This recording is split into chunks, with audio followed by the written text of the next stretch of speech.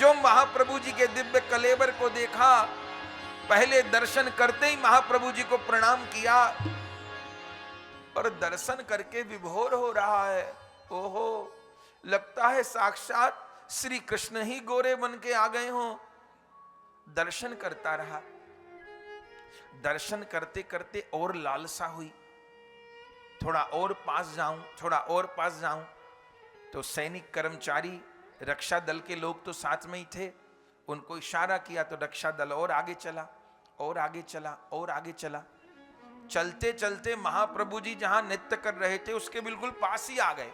अब केवल महाप्रभु के भक्तों का घेरा और उसके पीछे राजा का दल और उसके पीछे हरिचंदन, हरिचंदन के कंधे पर हाथ रख के राजा दर्शन कर रहे थे और विभोर हो रहे थे महाप्रभु जी को देख देख करके। लेकिन श्रीवास पंडित जी महाप्रभु की सेवा में थे, तो जो हरिचंदन नाम का मंत्री था जिसके कंधे पे राजा ने हाथ रखा हुआ था, उसके आगे बार बार श्रीवास पंडित जी आ जाते थे। अब वो किसी के आगे नहीं आ रहे थे, पर महाप्रभु जी नृत्य कर रहे हैं तो महाप्रभु जी गिर जाते थे। तो मानो महाप्रभु जी नृत्य करते करते इधर आ गए तो भक्त लोग इधर आ जाते थे कि महाप्रभु गिरेंगे तो संभाल लेंगे, महाप्रभु इधर गए तो इधर भक्त लोग आ जाते थे।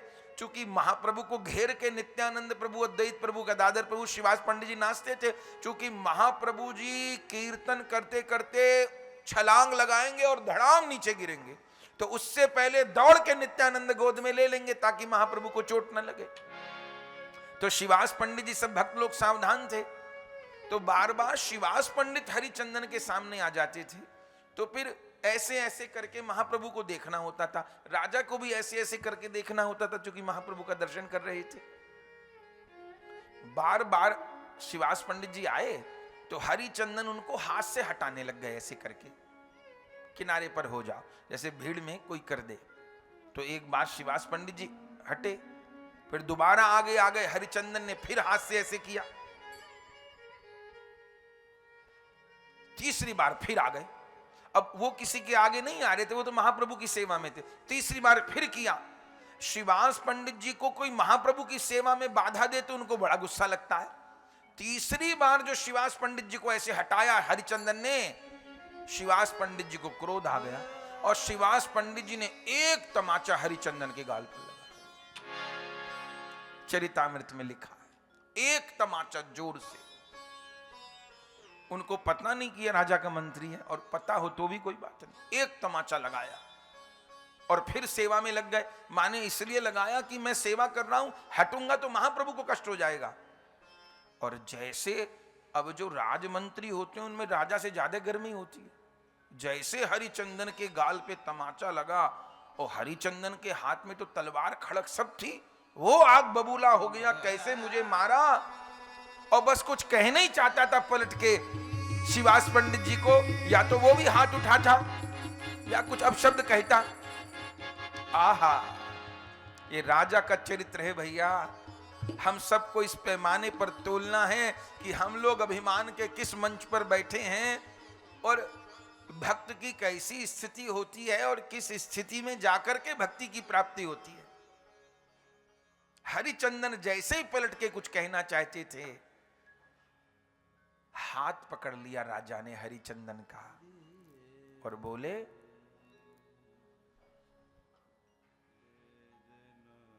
हरिचंदन ने कहा मार रहा है आप कहते हैं, तो क्या कहता है राजा, ये शब्द लिखे चरितामृत में।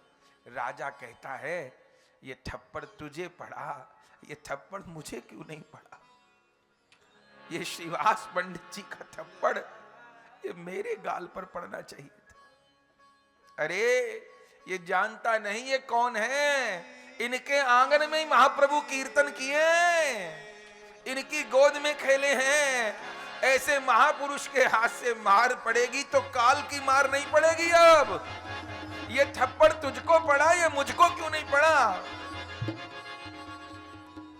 हरिचंदन भी अचंभे में रह गए, राजा के ऊपर तो कुछ जादू हो गया है जो इसको थप्पड़ में भी कृपा दिख रही है।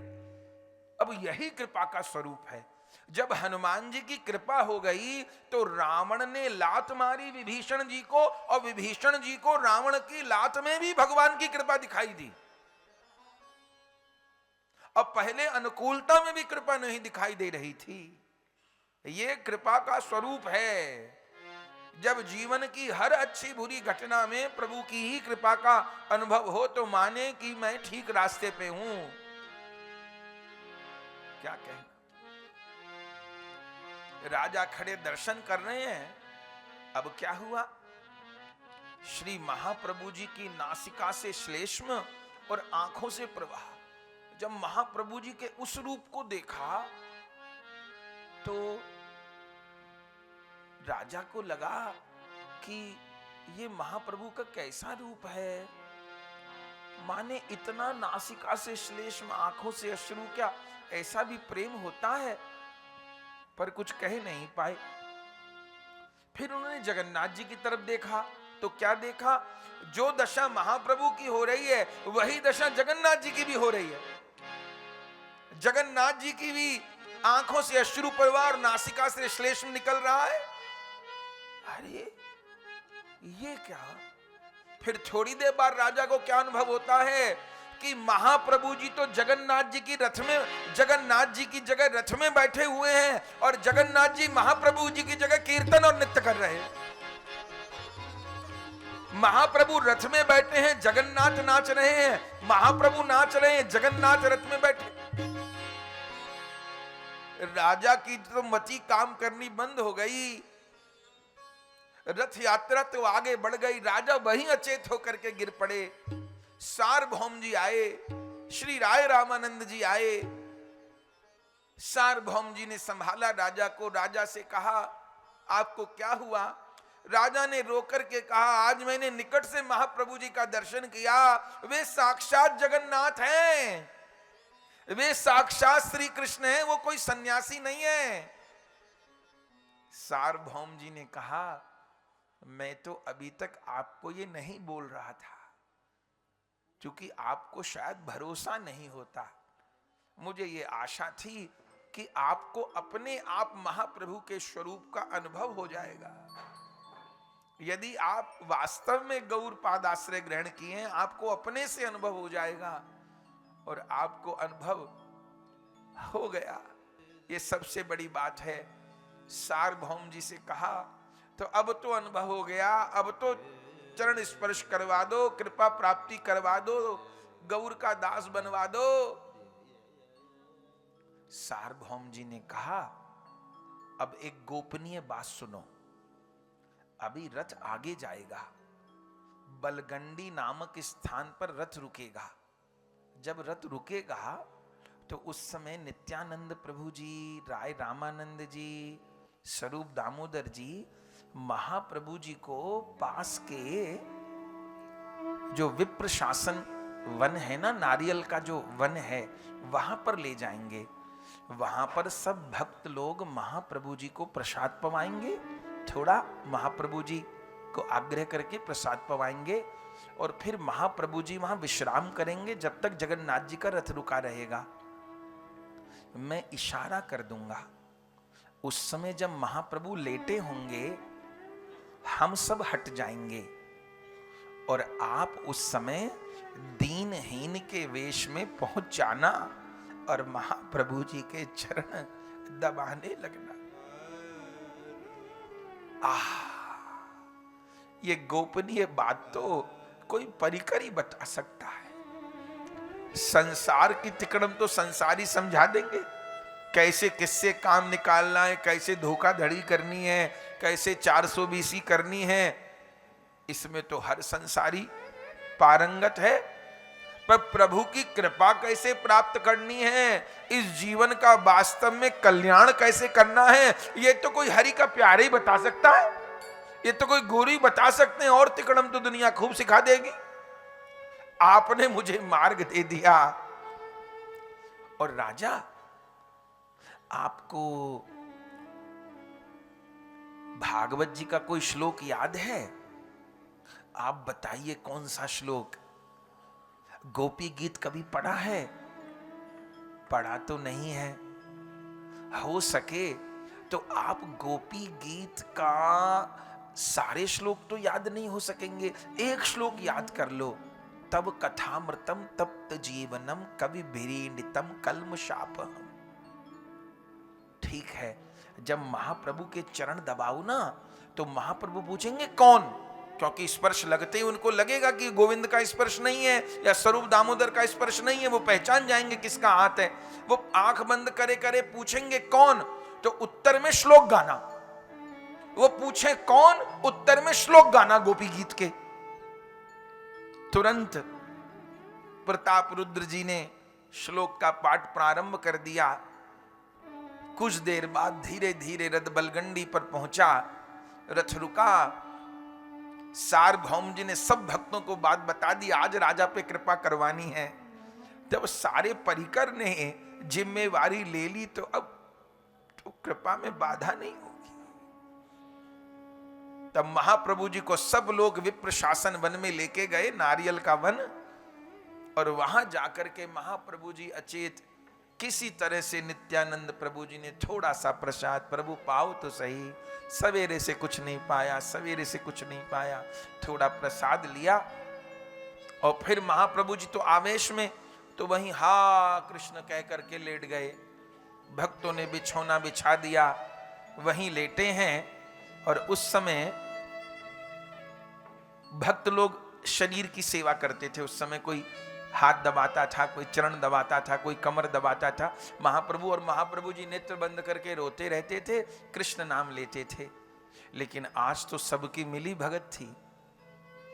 इशारा किया और धीरे धीरे सब भक्त लोग सार्वभौम जी के इशारे से उठ उठ के जाने लगे। और दूर राजा दीनहीन के वेश में आ गया। यहां पर भी एक प्राचीन चित्र लगा हुआ है, इस नीलाचल लीला में आप देखेंगे तो लगा है, देखा। उसके नीचे लिखा होगा प्रताप रुद्र प्रणाम करते हुए। नीचे जो लेटा हुआ है व्यक्ति वो प्राचीन चित्र है, वो जो नीचे लेटा है व्यक्ति वो प्रताप रुद्र है, और महाप्रभु वृक्ष के नीचे बैठे हैं। ये प्राचीन चित्र है महाप्रभु का। आप लोग दिखाइए, दिखा रहे हैं उसमें, हाँ दिखाइए, कैमरे में भी दिखाइए उसको। तो ये वो प्राचीन चित्र है, जो लेटा है नीचे दंडवत की मुद्रा में वो राजा है। धीरे धीरे पहले प्रसाद कराया किसी प्रकार, और फिर महाप्रभु जी भाव में विभोर होकर के लेट गए। और उस समय धीरे धीरे भक्तों को बाहर कर दिया सार्वभौम ने, और राजा दीनहीन के वेश में आकर के उपस्थित हुआ। दंडवत करते हुए वन में आया है, वन की परिक्रमा की है बगीचे की।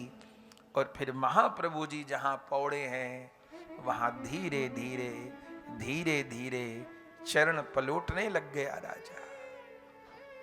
और जैसे चरणों को दबाया, महाप्रभु बोले कौन? तभी राजा ने गाना प्रारंभ किया, तव कथामृतं तप्त जीवनं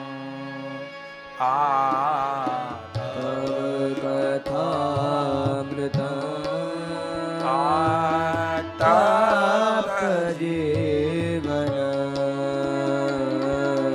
कवि भिरीडितं कल्मषापहम्।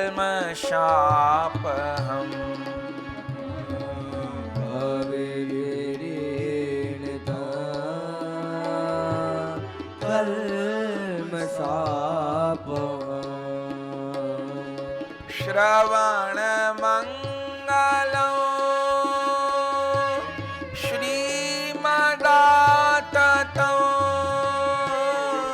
श्रवण मंगलं श्रीमदाततं श्रवण मंगलं श्रीमदाततं श्रवण मंगलं श्रीमदाततं भुवि गृह्णन्ति ते भुवि राजना गृह्णन्ति ते भूरिदा जना तव कथामृतं तप्त जीवन तव कथामृतो तप्त जीवन। महाप्रभु जी कहे कौन? राजा श्लोक गाए, प्रणत देहिना पाप करशनो प्रणत देहिना पाप करशनो तृण चरानुगो श्रीनिकेतनो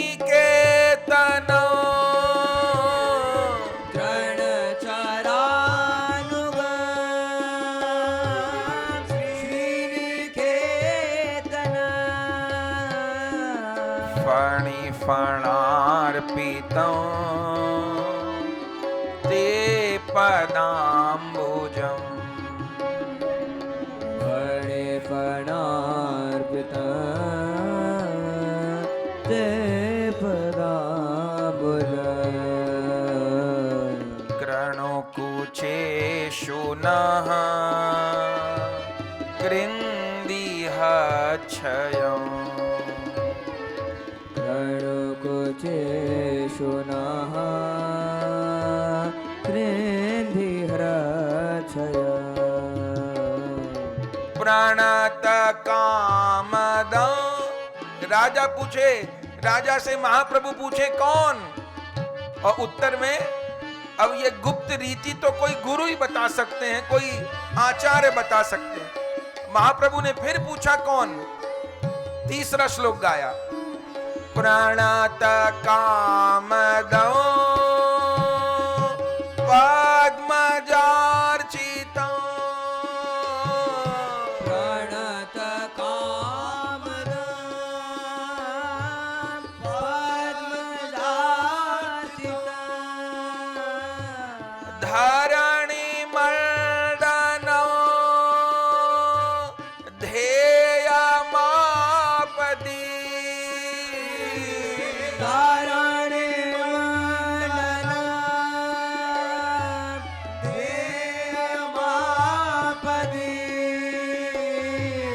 शरण पंकजं शन्तमं च ते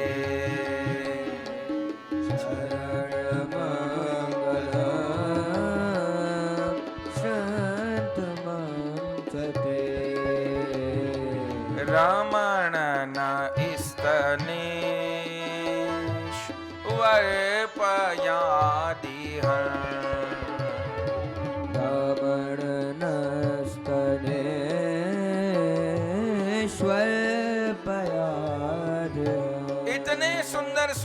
इतने सुंदर सुंदर श्लोक सुनाए। श्रीमन महाप्रभु जी उठ बैठे और भुजा बढ़ा करके गले से लगा लिया राजा को। अरे कौन है? अरे ये कौन है? मुझे श्याम सुंदर की चरणों की महिमा सुनाने वाला कौन है? कौन हो तुम? मुझे गोपी गीत सुनाने वाला, मुझे मेरे श्याम सुंदर की सुध करवाने वाला ये कौन है? भुजाओं में भर लिया महाप्रभु, आलिंगन करने लगे। कौन हो? कौन हो? मुझ मर्ती को जिलाने वाले कौन हो? तब राजा ने क्या परिचय दिया, सुनिएगा जरा। प्रभु आमी तोमा दासेरनुदा, प्रभु आमी तोमा दासेरनुदा, प्रभु आमी तोमा दासेरनुदा, प्रभु आमी तोमा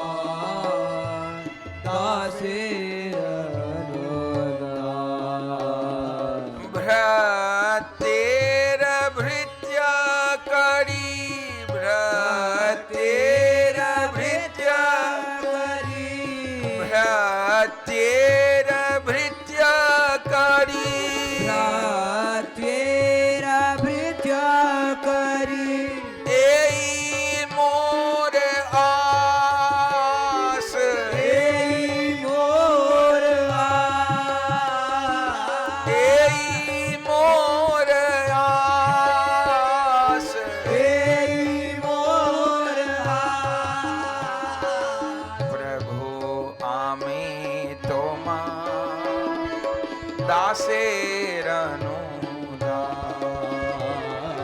प्रभु आमे तोमार दासेर अनुदास। दासेर अनुदास। दासेर अनुदास। अंक में भलिया आलिंगन करते हुए रुदन करने लग गए, और जैसे आलिंगन किया प्रताप रुद्र के रोम रोम में कृष्ण प्रेम का संचार हो गया। कौन हो भैया, कौन हो, अपना परिचय तो दो, मेरे कानों में अमृत घोलने वाले तुम कौन हो।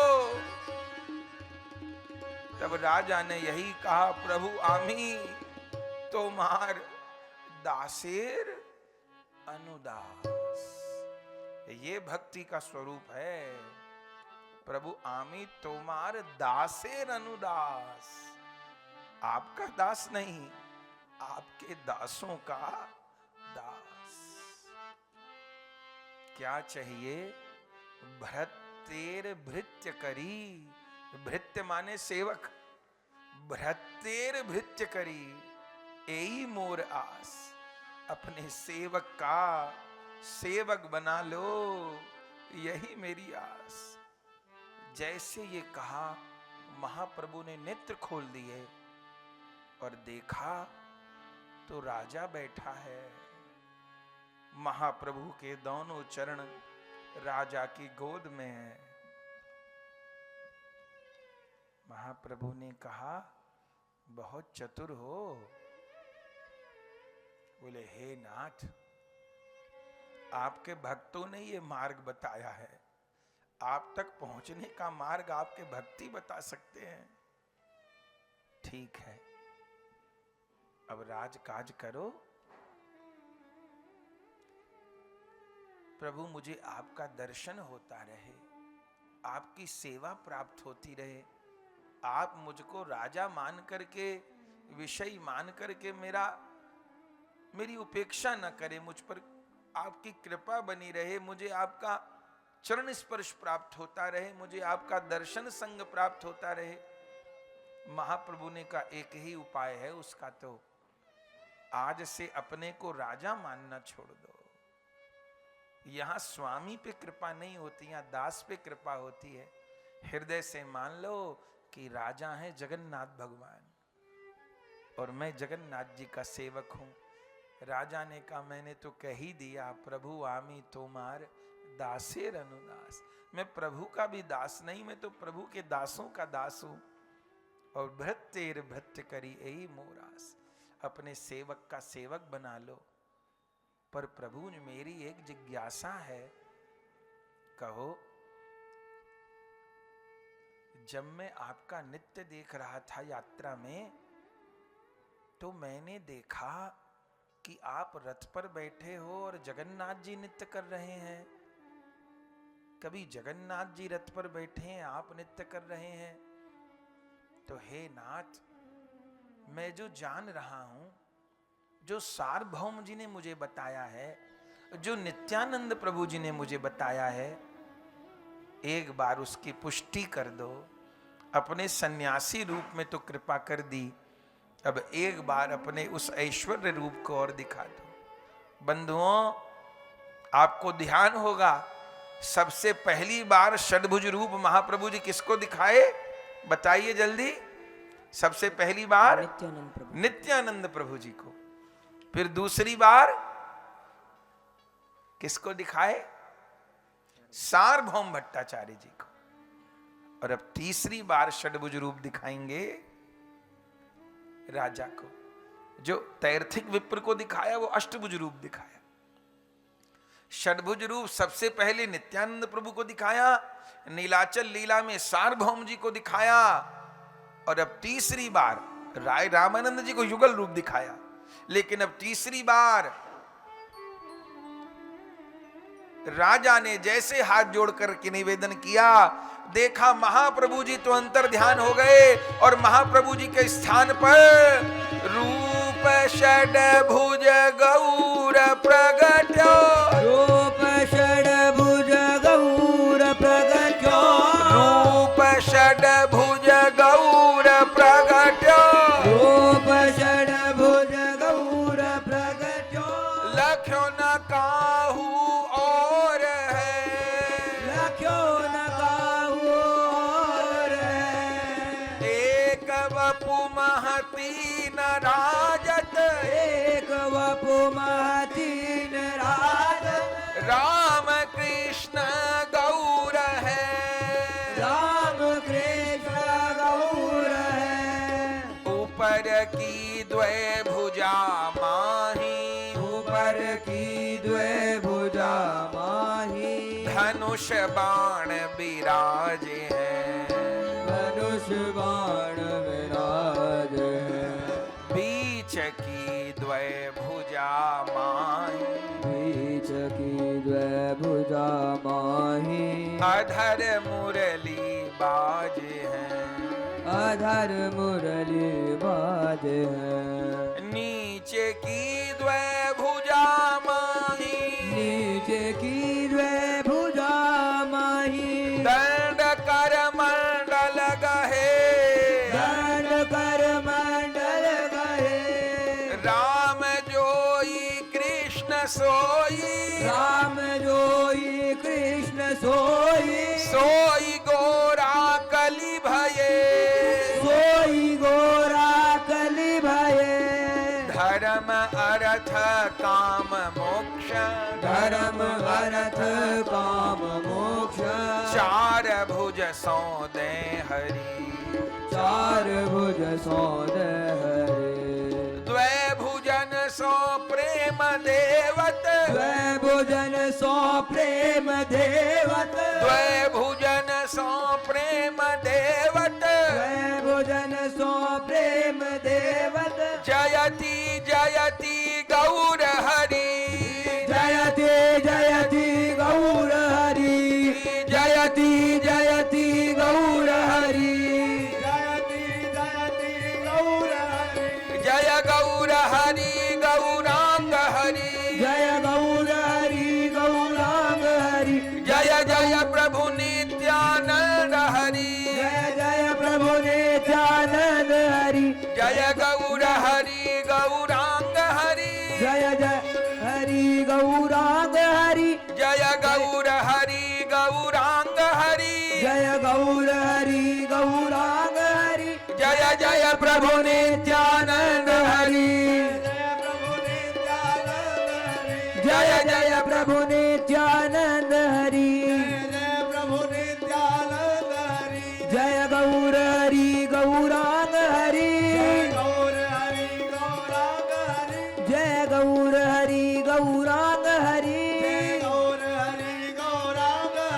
जय जय प्रभु नित्यानंद हरि जय जय प्रभु नित्यानंद हरि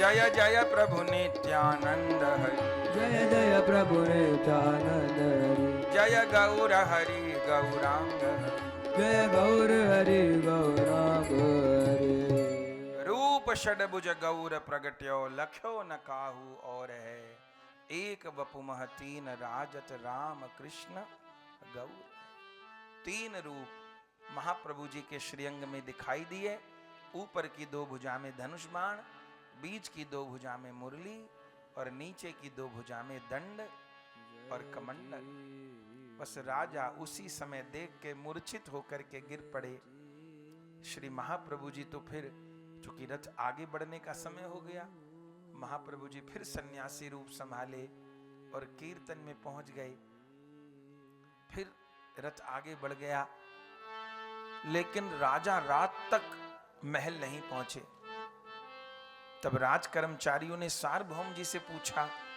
राजा साहब कहां गए सबको चिंता हुई राजा कहां गए राजा कहां गए तब ढूंढते ढूंढते उसी विप्र शासन के वन में पहुंचे तो देखा अभी तक आधी रात हो गई राजा वहीं अचेत पड़े हैं और मुख से जय गौर हरि गौरांग हरि जय जय प्रभु नित्यानंद हरि जय गौर हरि गौरांग यही नाम निकल रहा है राजा पर कृपा हो गई और राजा लौट करके आए, तब राजा ने अपने घर पर षडभुज महाप्रभु जी का विग्रह प्रकट करवाया महाप्रभु जी के काल में ही। और प्रतिदिन उसी षडभुज महाप्रभु की पूजा राजा करते थे। आज भी जगन्नाथपुरी के राजा के महल में वो प्रताप रुद्र राजा का बनवाया हुआ षडभुज महाप्रभु जी का श्री विग्रह है। राज परिवार के लोग उस श्री विग्रह की पूजा करते हैं।